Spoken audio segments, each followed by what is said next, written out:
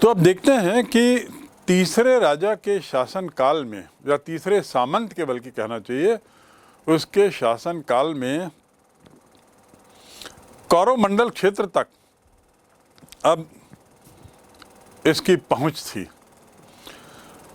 और कलचुरी शासन जो रतनपुर से अब शासन कर रहा था, वह अपनी स्थिति दिनों दिन मजबूत बनाता गया। अब हम आते हैं चौथे शासक की ओर, और याद रखने का तरीका, चौथे शासक ने लगभग 40 वर्ष शासन किया। 1065 से 1096, 30 वर्ष, लगभग 30 वर्ष शासन किया। पृथ्वीदेव प्रथम इसका नाम था, जो रत्नराज प्रथम का पुत्र था। उसके राज्यकाल के इतिहास पर प्रकाश डालने के लिए हमारे पास कुछ अभिलेख हैं, कुछ ऐसे एविडेंसेस हैं, कुछ ऐसी हमारे पास जानकारियां हैं लिखित, जिसे हम प्रामाणिक मान सकते हैं। और उसमें अमोदा, रायपुर और लाफा से ये अभिलेख जो मिले हैं वे बहुत महत्वपूर्ण हैं पृथ्वीदेव प्रथम के काल के बारे में कुछ जानकारी जानने के लिए। मैं दोहरा दूं, अमोदा, रायपुर और लाफा। अमोदा से जो अभिलेख मिला है, उस अभिलेख के अनुसार पृथ्वीराज प्रथम को या पृथ्वीदेव प्रथम को 21,000 गांव का शासक बताया गया। अर्थात गांव को मानते हुए गांव की संख्या के आधार पर उसके क्षेत्र के बारे में वर्णन है, और 21,000 गांव का शासक, जिसमें सारा दक्षिण कौशल आ जाता है। पृथ्वीदेव प्रथम वह शासक था जिसे उपाधि मिलती है, या अपने को स्वयं वह उपाधि देता है, सफल कौशलाधिपति। सफल कौशल अधिपति, उसको जोड़े तो सफल कौशलाधिपति की उपाधि वह धारण करता है। पृथ्वीदेव प्रथम को निर्माण कार्यों में विशेष रुचि थी, थोड़ा धार्मिक प्रवृत्ति का शासक था। और तुम्मन में जब उसने राजधानी बदली, और तो तुम्मन में पृथ्वीदेव नामक मंदिर बनवाया, अपने नाम से मंदिर, और रतनपुर में विशाल सरोवर बनवाया जो उसकी वर्तमान में राजधानी थी। तो वहाँ बहुत बड़ा तालाब, और तुम्मन में पृथ्वीदेव नाम का मंदिर। अब हम चलते हैं पांचवें शासक की ओर, जिसका नाम है जाजल्लदेव प्रथम। जाजल्लदेव प्रथम का काल है 1090 से 1120, अर्थात लगभग 30 वर्ष। पृथ्वीदेव प्रथम का उत्तराधिकारी पुत्र, देखिए पुत्र के बाद पुत्र ही लगातार आ रहे हैं, इसीलिए वंशानुगत दृष्टि से सबसे लंबा काल किसी एक वंश का माना जाता है।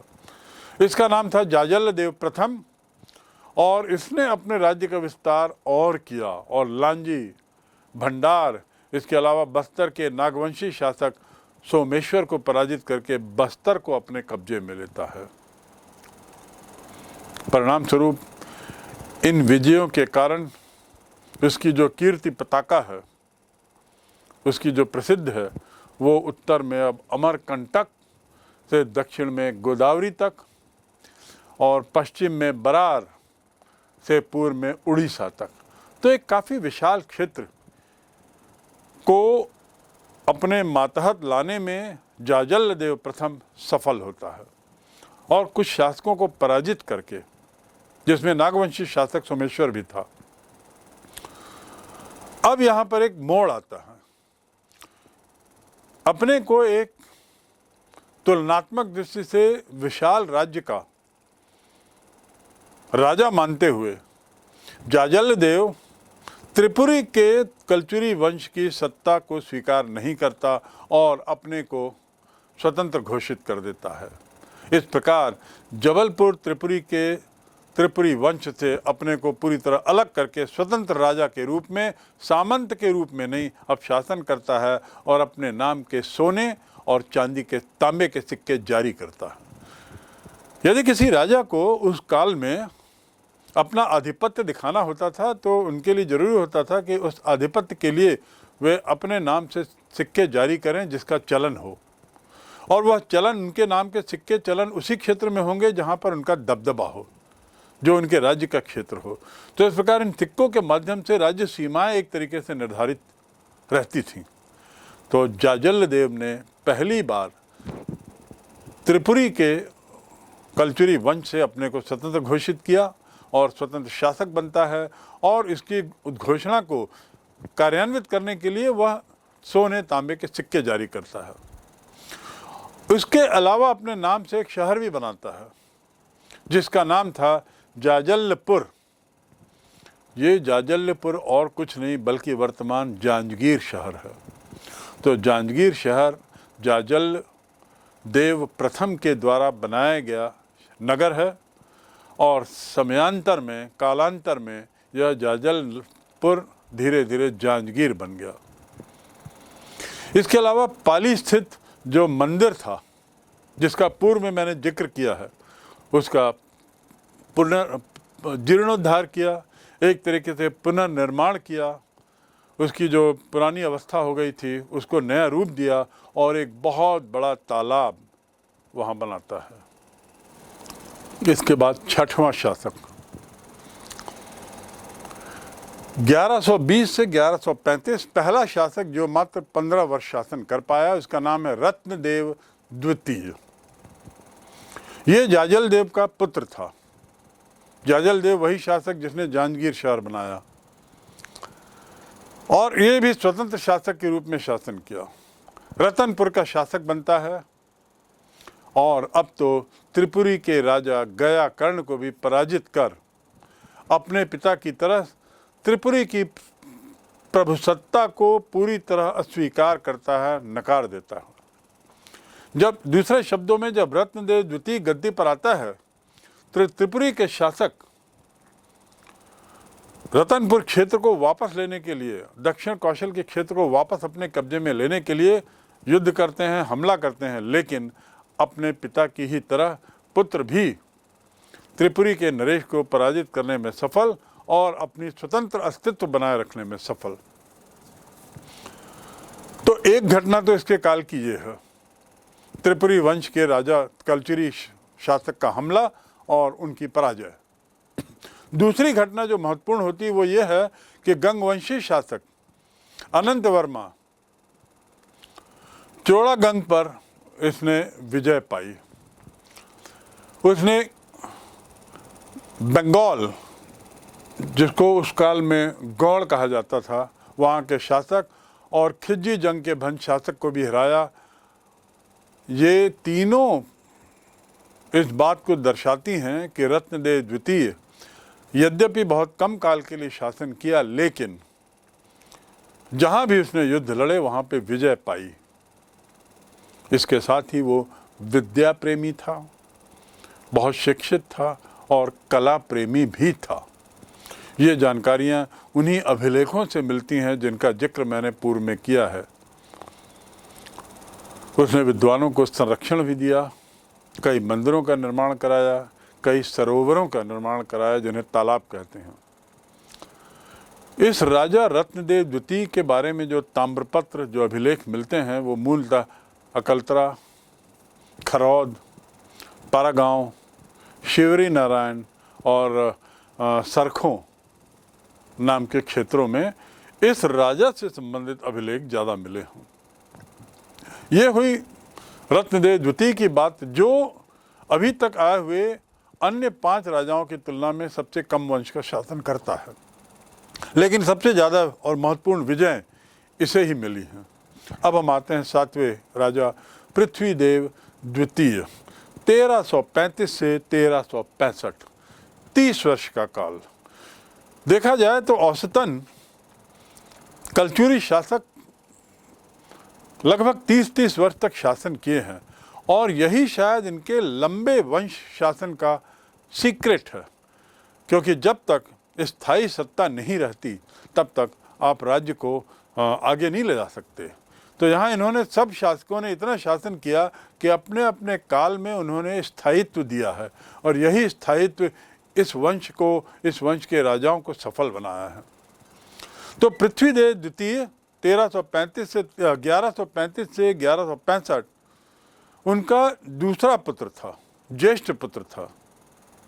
अब ये रतनपुर का राजा बनता है, और उसका जो सेनापति है जगपाल, वो सरहड़ागढ़, मनचा सिहावा, कांदा, डोंगर, काकरे इन क्षेत्रों को जीतकर राज्य में मिलाता है, और इस प्रकार राज्य का विस्तार होता है। इसके अलावा पृथ्वीदेव द्वितीय चित्रकूट के गंग शासक को भी पराजित करता है। बस्तर तो जीत लिया था पूर्व शासक ने, उसके पिताजी ने, लेकिन जो चित्रकूट का क्षेत्र था, वहाँ का जो शासक था, जिनके वंश का नाम था गंग वंश, उनको भी हराता है और उस क्षेत्र को अपने कब्जे में पूरी तरह लेता है। कई मंदिरों का निर्माण, तालाबों का निर्माण, बगीचों का निर्माण आदि कराता है। इस राज्य के द्वारा पृथ्वीदेव द्वितीय के द्वारा जारी चांदी के सिक्के जो हैं वो बड़े छोटे आकार के थे, ये इसकी खासियत है। रतनपुर शाखा के जो कलचुरी वंश के शासक जितने हमने अध्ययन किए या जितने हम जानते हैं, तो अभिलेखों में सर्वाधिक अभिलेख इसी पृथ्वीदेव द्वितीय के प्राप्त हुए हैं, अर्थात ताम्र अभिलेख या शैल अभिलेख, जिसमें किसी का सबसे ज़्यादा वर्णन है, जिक्र है, तो वह पृथ्वीदेव द्वितीय का ही है, जो कई क्षेत्रों को जीतता है, चित्रकूट को भी जीतता है और तालाब, मंदिर आदि बनवाता है। रतनपुर के कलचुरी शासकों की श्रृंखला में 8वां शासक जाजल देव द्वितीय, एक जाजल देव प्रथम जिसने जांजगीर की स्थापना की। अब हम जाजल देव द्वितीय की ओर आते हैं, जो मात्र 4 वर्ष शासन कर पाता है, 1165 से 1168। पृथ्वीदेव द्वितीय के बाद ये पृथ्वीदेव का ये भी कनिष्ठ पुत्र है, छोटा, और वो शासक बनता है बहुत कम समय के लिए, और बड़ी समस्याएं उसके काल में रहीं। शिवरी नारायण से प्राप्त जो अभिलेख हैं, शिवरी नारायण,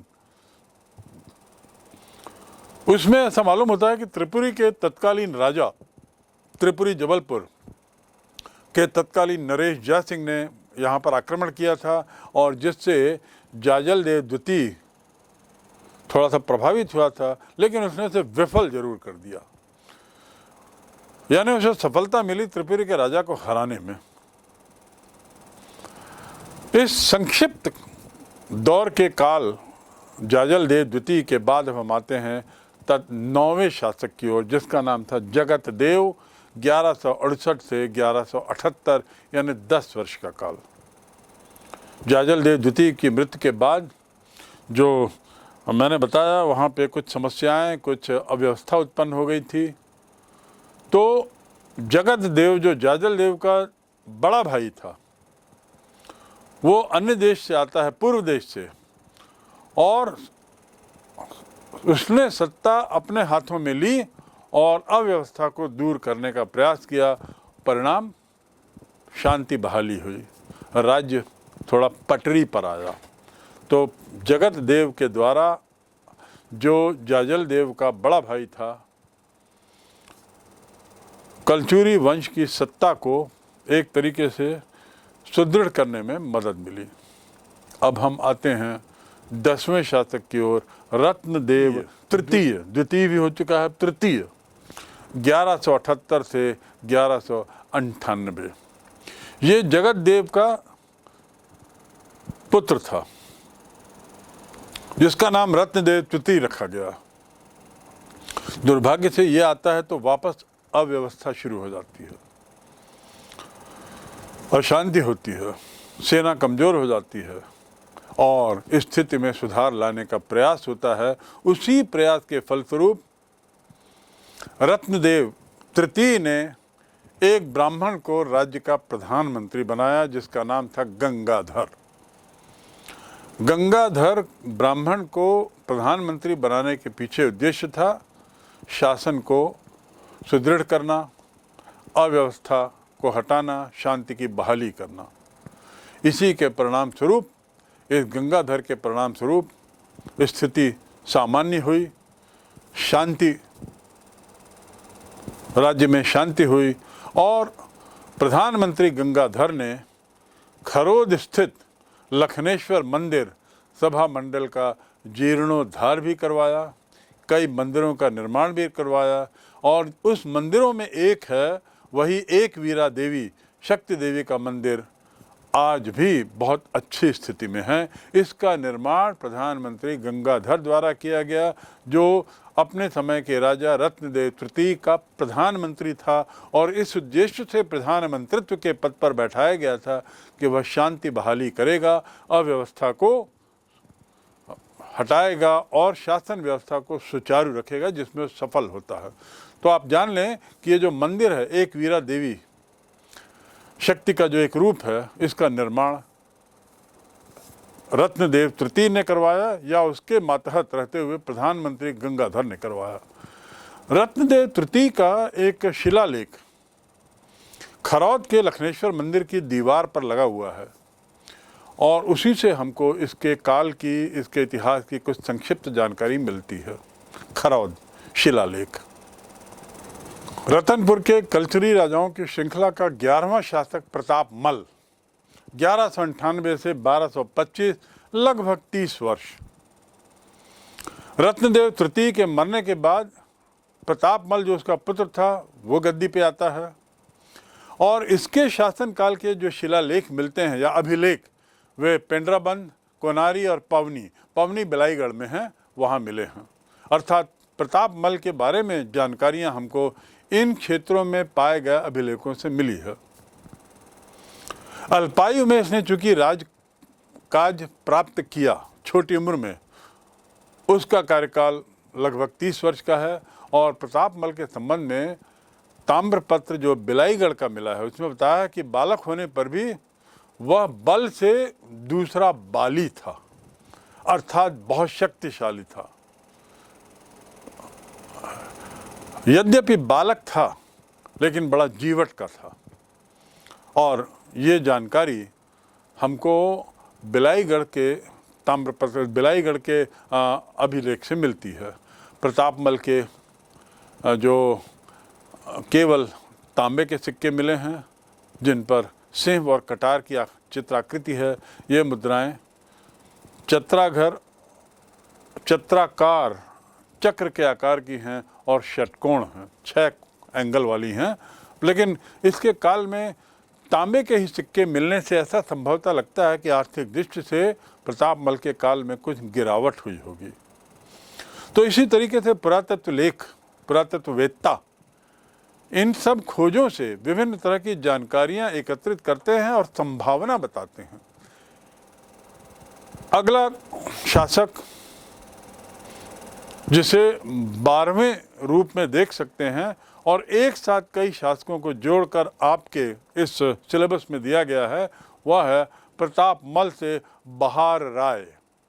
इतने शासक एक साथ, और इसका कारण है कि कलचुरी वंश से संबंधित जानकारी या ऐतिहासिक सामग्रियां अप्राप्त हैं। इस वंश की ज़्यादा नहीं है, इस काल की।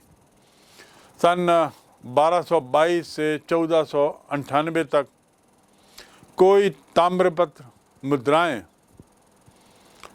चाहे वो चक्राकार हो या शिलालेख, ऐसा कुछ नहीं मिल रहा है। तो लगभग आप पाएंगे कि लगभग 200 वर्ष या 180 वर्ष के काल की जानकारी किसी एविडेंस के अभाव में सुनिश्चित रूप से हमारे पास उपलब्ध नहीं है। लेकिन इतना तय है कि कलचुरी वंश का शासन था। राजा प्रतापमल 1222 के ताम्रपत्र के अनुसार बहार राय के 3 लेख प्राप्त हुए हैं। पहला लेख रतनपुर महाया मंदिर की दीवार पर है, जिसमें लिखा हुआ है कि राजा बहार राय ने 1425 से 1495 तक शासन किया और 1425 से 1495 तक उसने महामाया मंदिर का जीर्णोद्धार कराया।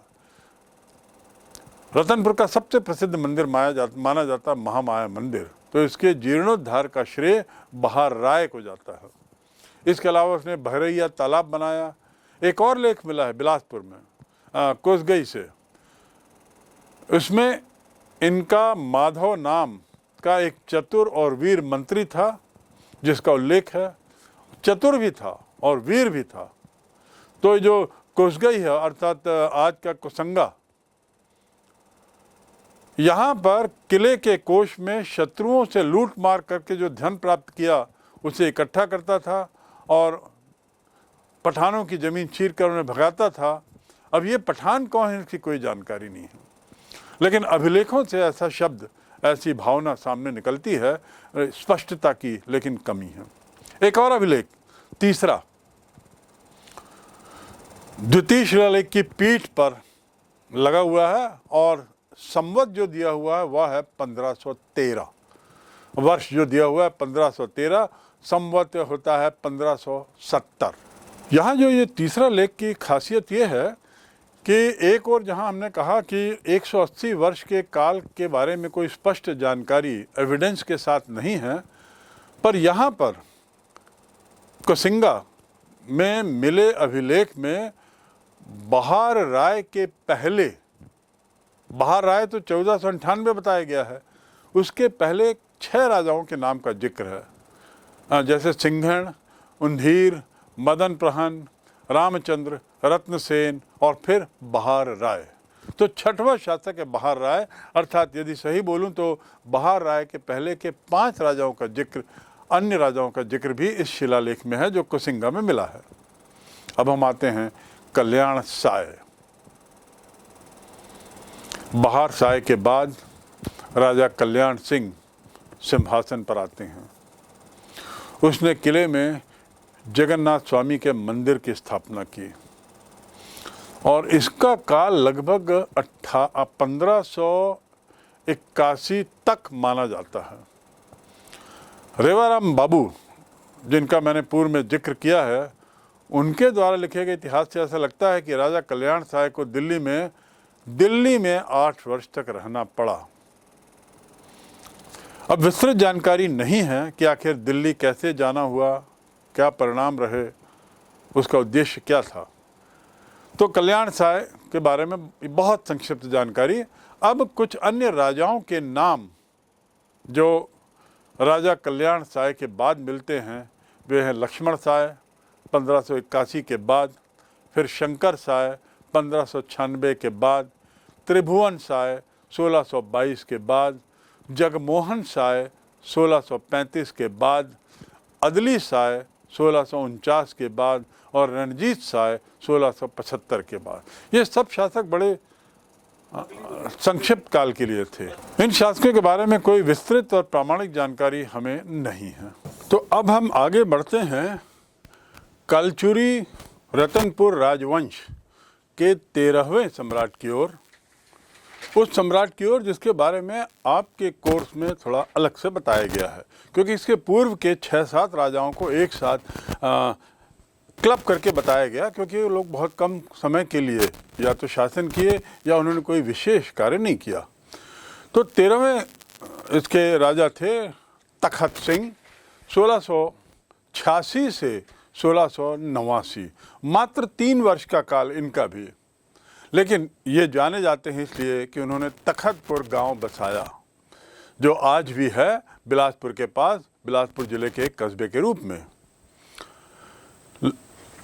तखत सिंह के 3 भाई थे, सरदार सिंह, तखत सिंह और रघुनाथ सिंह। इसके बाद अगले राजा होते हैं राज सिंह 1689 से 1712, जो करीब 11-12-23 वर्ष के लिए शासन किए। ये उनके पुत्र थे तखत सिंह के। राजगद्दी पर आते हैं और अपने प्रताप और दानवीरता के लिए जाने जाते हैं। बहुत बहादुर थे और बहुत दिल के उदार थे। उन्होंने रतनपुर में एक महल भी बनवाया, और तालाब बनवाया।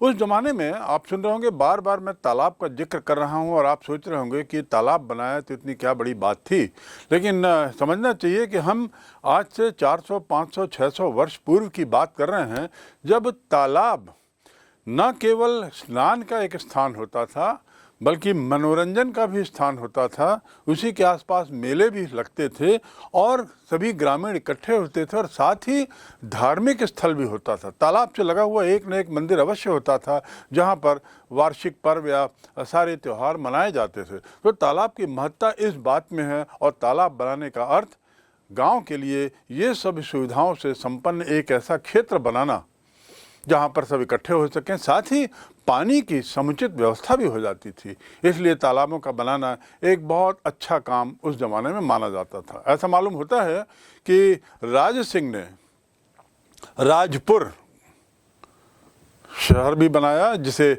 जूना शहर कहते हैं, और यह दुर्भाग्य से निसंतान था। उसने रायपुर शाखा, जो कलचुरी की शाखा थी जो रायपुर में शासन कर रही थी, उसके एक व्यक्ति जिसका नाम मोहन सिंह था, उसको अपना उत्तराधिकारी बनाया क्योंकि वह स्वयं निसंतान था।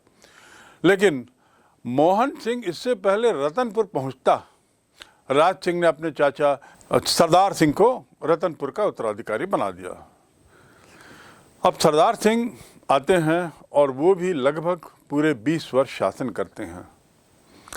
20 वर्षों तक शासन काल में उनके कोई उल्लेखनीय घटना ऐसी नहीं हुई। हाँ, चूंकि शासन काल 20 वर्ष का था इसलिए उनका जिक्र यहाँ अलग से किया गया है। 1732 में उनका स्वर्गवास हो जाता है। तत्पश्चात रघुनाथ सिंह आते हैं, वो 10 वर्ष शासन करते हैं, और सरदार सिंह जो 20 वर्ष शासन किए वो निसंतान थे। मरणासन अवस्था में अपने 60 वर्षीय रघुनाथ सिंह को वे शासक घोषित करते हैं। ये मुश्किल से 10 साल का ये शांतिपूर्ण शासन रहा। इसके बाद 1742 में मराठा सेनापति भास्कर पंत ने रतनपुर पर आक्रमण किया, और इस प्रकार मराठा साम्राज्य, जो भारत में उस समय काफ़ी विस्तारित हो रहा था, उसका प्रभाव हमारे छत्तीसगढ़ के क्षेत्र पर भी पड़ता है। लगभग इसी काल में मराठाओं ने दिल्ली पर हमला किया था और विजयी भी पाई थी। तत्कालीन मुगल शासकों को पराजित किया था। मराठा पेशवा और ये सब बड़े प्रसिद्ध हो चले थे, जिसमें होलकर और सिंधिया और उसके बाद पूना के पेशवा, और ये 5 लोग मिलकर मराठा एम्पायर पूरे भारत में चला रहे थे। अब इनकी नज़र पड़ती है छत्तीसगढ़ में और उस पर आक्रमण करते हैं। पुत्र शोक से ग्रसित रघुनाथ सिंह आक्रमण का जवाब नहीं दे पाता, मराठा आक्रमण का जवाब नहीं दे पाता। परिणाम क्या होता है? भास्कर पंत बड़ी सरलता से रतनपुर को कब्जे कर लेता है। वैसे भी मराठा लोग बहुत शक्तिशाली थे। निसंतान होकर पुत्र शोक में रहने के कारण पराजय हुई ऐसी बात नहीं है, पर इसने पराजय को और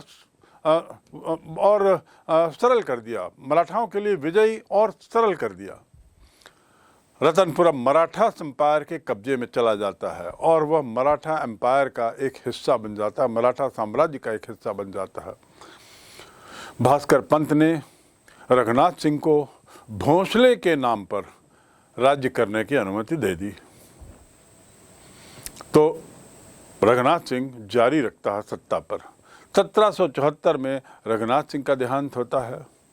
याद रखेंगे, रघुनाथ सिंह मराठा सत्ता के अंतर्गत मानो एक सामंत के रूप में इस क्षेत्र पर राज्य कर रहा है, और भोसले के नाम से, अर्थात भोसले उसके सर्वे सर्वा थे, उसके ऊपर। रघुनाथ सिंह की मृत्यु के पश्चात राज सिंह का एक दत्तक पुत्र था जिसका नाम मोहन सिंह था। उसने मराठाओं के प्रतिनिधि के रूप में 1758 तक रतनपुर पर शासन किया। तो यहाँ पर हम 1758 आते हैं। ये वर्ष आपको याद होगा, बहुत महत्वपूर्ण है, क्योंकि 1757 में प्लासी का युद्ध हुआ था अंग्रेज़ों के बीच और बंगाल के नवाब के बीच। और वो प्लासी का युद्ध कहने को युद्ध था, पर एक तरीके से, चालाकी से बंगाल के नवाब को पराजित करके बंगाल की सत्ता अंग्रेज़ों के हाथ में आती है और भारत में मुगलों की समाप्ति और अंग्रेजी सत्ता का प्रारंभ 1757 से देखा जाता है, जो जाकर 1947 में ख़त्म होता है। लगभग 200 वर्ष का ब्रिटिश काल की शुरुआत, शासन की शुरुआत इसी 1757 के युद्ध से होती है। और 1758 का यहाँ मैंने जिक्र किया है, जब राज सिंह का दत्तक पुत्र मोहन सिंह 1758 तक वहाँ शासन किया था।